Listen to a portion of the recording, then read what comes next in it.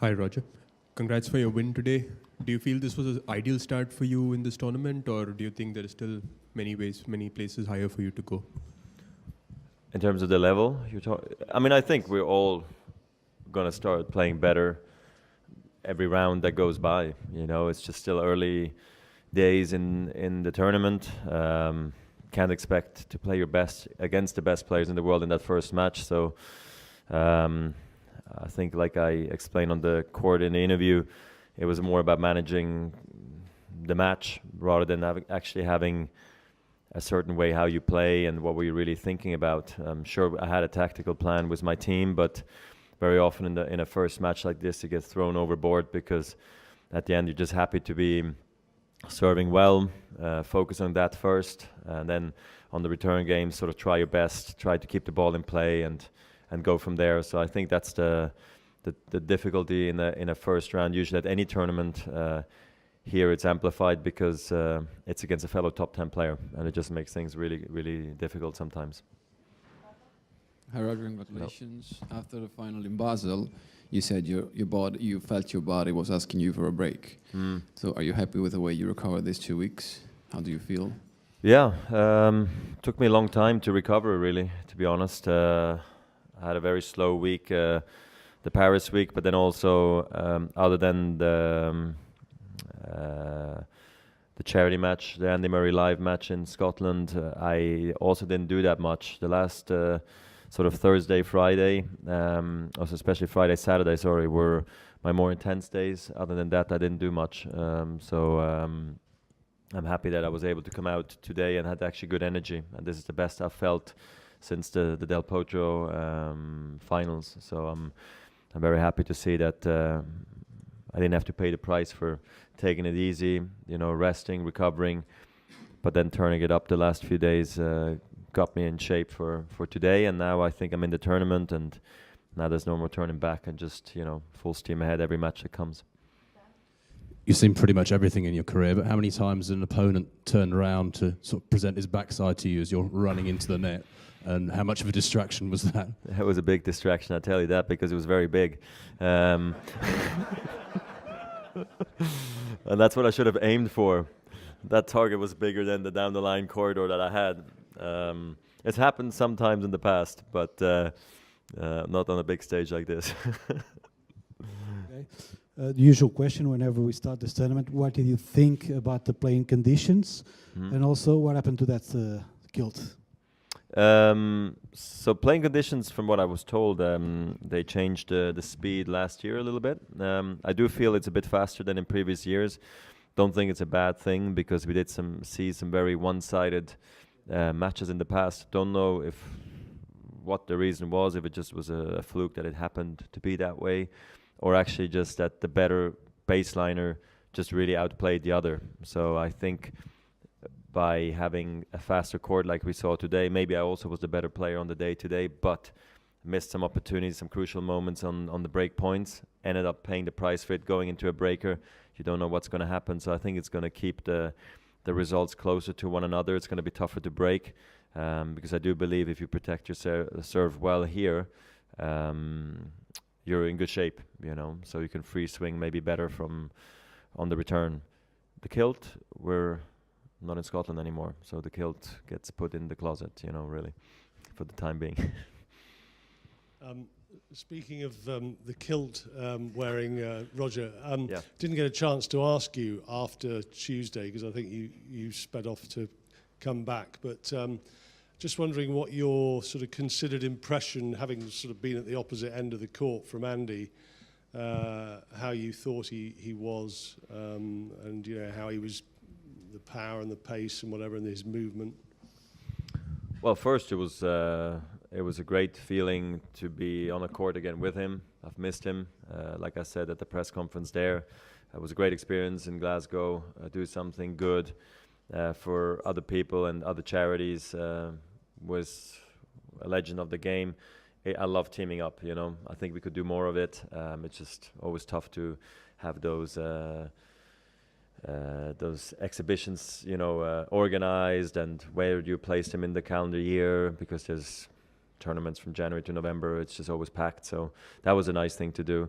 In terms of Andy, I thought, considering that he has been totally out of the spotlight, I think in some ways it was a brave move for him to just put himself out there and give it a go, because nobody really knew how he was doing.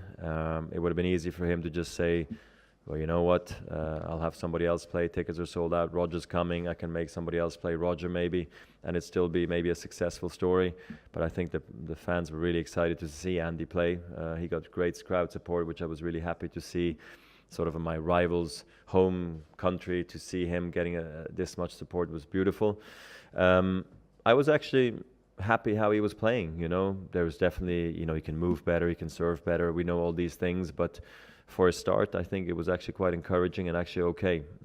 He still got a lot of time before Australia comes around, but only he knows at what level he wants to return to competition. But I thought he was actually pretty good. I didn't expect him to be this good yet. Roger, when you decided not to play Paris, you took yourself out of contention for the UN #1 ranking. Rafa just got that trophy today.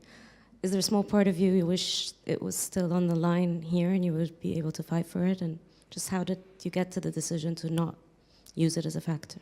No, I was happy. I was supposed to do the Sky interview afterwards, and they wanted me to talk about the tactical element of the match. And the Rafa trophy presentation was going on, and they said, is it okay to wait? I was like, well, yeah, I better wait, because this is like a big deal. This is a huge thing.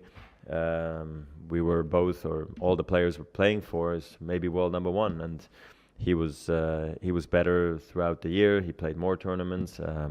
He was incredibly successful throughout. So no, I don't have any regrets, because I feel like in my stage of my competition and my age, either he comes to me or he doesn't. And he had more, you know, gas left in the tank than I did. I couldn't play as much as I've wanted, or I overplayed anyway. So my only regret was I would have loved to be in contention, you know, through the Montreal finals, Cincinnati, US Open. But things evaporated very quickly after he won the US Open, and that's when he made his final push. It was in Asia, and that was it for me, really. So in some ways, I'm happy he clinched it, because he deserves it. And like this, I can focus on playing the tournament and not having to talk about that at the same time. But sure, I would have loved to be it, but you can't be it with that many tournaments, so it's no problem for me. Roger, Rafa said here the other day that one of the reasons he thinks why he's never won this title is because it's never been played on clay. Do you think it would be fair if, you know, maybe just for 1 year this tournament was played on clay? Fair, I'm not sure if it's the right word, but I think it's right and fair that it's indoors as well. There is no Masters 1000s on grass. There is one Masters 1000s indoors, Paris. So I feel like indoors also deserves its place, you know. But could it be switched up to a clay once in a while? Yeah, maybe. Could we have more 1000s on grass? Yeah, I mean, we could have that too. Could we have less on clay or more on hardcourt, or less on hardcourts and more on clay? Yes, it's all debatable. So I think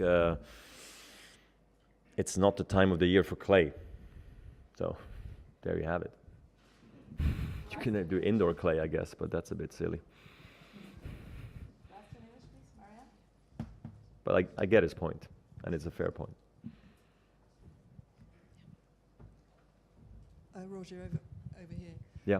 Several of the guys that are playing with you here this week were also involved in the Laver Cup, which, you know, it's a great atmosphere. You obviously all bonded really well. Have you felt that mood has carried over here, like in the Players' Lounge, or have you picked up any special insights from the Laver Cup week that have carried into this tournament? Well, at the Play restaurant, I was the only guy who was Jack today, because the other guys were practicing at other times. But I see what you're saying. Yeah, no, I do feel like the Laver Cup has made us get to know each other a bit better.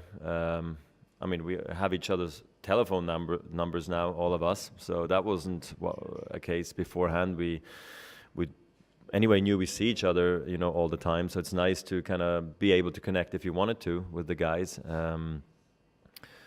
I felt like at the ATP, ceremony and the official presentation, I did feel a sort of camaraderie and cool rivalry, but yet friendship going on, which I think is nice to see. All together on the boat, we're all hanging out, all talking to each other. I'm not sure if that was always the case in previous years. Not that we didn't get along, but we just didn't know each other that well, to be quite frank. So I see good things being carried over by the Laver Cup without ever forgetting that at the end of the day we are rivals as well, Can you say a few words about Severin? What makes this relationship so special, and does he get the tribute that he deserves publicly?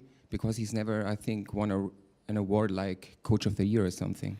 Well, it's only been for 2 years that we have that award, but yeah, I do believe he doesn't get the credit he deserves because he doesn't speak to you guys or the press very often. He didn't want to do it for years. He doesn't want to polish up his reputation. He's there to trying to help me as much as possible, and he's a great friend, especially a great coach for me. Otherwise, he wouldn't be on the team. If he was just a friend, I think he would do work, But as a coach, he's really valuable, to me. He knows my game very well. He knows my practice sessions very well. He knows what I need to work on. He knows what makes me happy and sad. He knows my team members very well. So he's crucial to the team. But I do believe that he doesn't get the credit he deserves. Yes.